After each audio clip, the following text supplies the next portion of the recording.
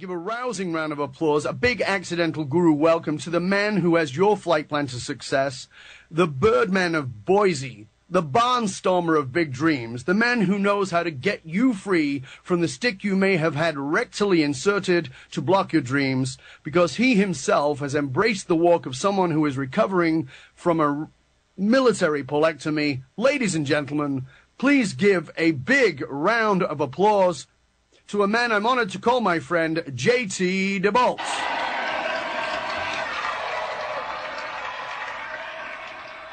Welcome, J.T. Dove, my high-altitude brother. It's so good to be with you today. Good to have you. You can hear that our discerning listener is waiting with anxiety as the crowd went mad to take in all the gems of wisdom you're going to share with us on today's show. I'm both excited and honored to have you join us here in the intimate space, and as this is the intimate space, let's start off by the tradition of the show, getting to know some of your intimate bits. So how about you share with our listeners something intimate, somehow, that most people wouldn't know about you, that may even be a little, well, shall we say, embarrassing? You want an embarrassing story? Wow, where do I start? I know you have so many. Oh, I do, but I'm trying to figure out what would be the most beneficial. You know, the thing about embarrassment is it's really one of the key ingredients to success. If you can actually kind of brush yourself up from it. One thing I will tell you, and this is something that followed me for quite a while in my military flight career. When I was a brand new rookie pilot, I met my squadron while they were on deployment. We were flying combat surveillance and reconnaissance missions in the weeks and months following September 11th. So most of our flights were at night.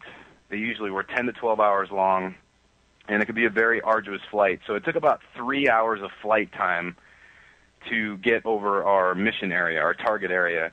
And I was flying in the airplane, and we had an autopilot system on the aircraft that was very old, so it had a tendency to disengage itself from time to time. And when it did, there was a bright red light right on the control panel, right in front of the pilot's face, that would flash.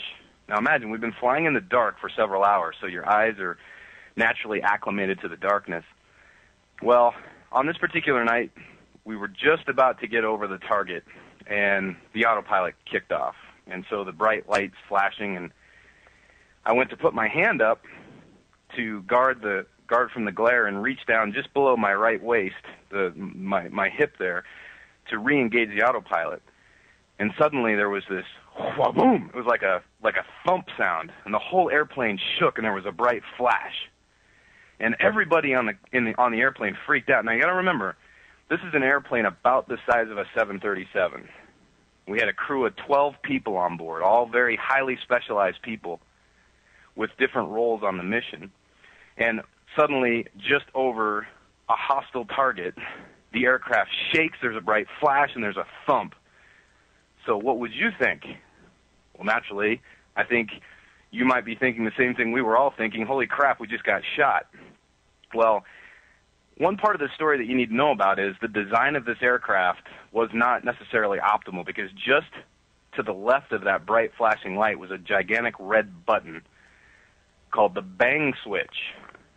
And the bang switch was designed so that in duress, if we got shot by a heat-seeking missile, you could slam that button with your fist, and it would deploy the chaff and flare, which are these very hot, very bright, shining sparks, essentially. It would just come flying out of the airplane that are hotter than the airplane's engine, so it would hopefully diverge the heat-seeking missile. Now, one piece you need to know about is, and this is the part I typically leave out when I tell my glory stories here, is that we had protective gear that we wore. We had these gloves that were kind of a fire-retardant material.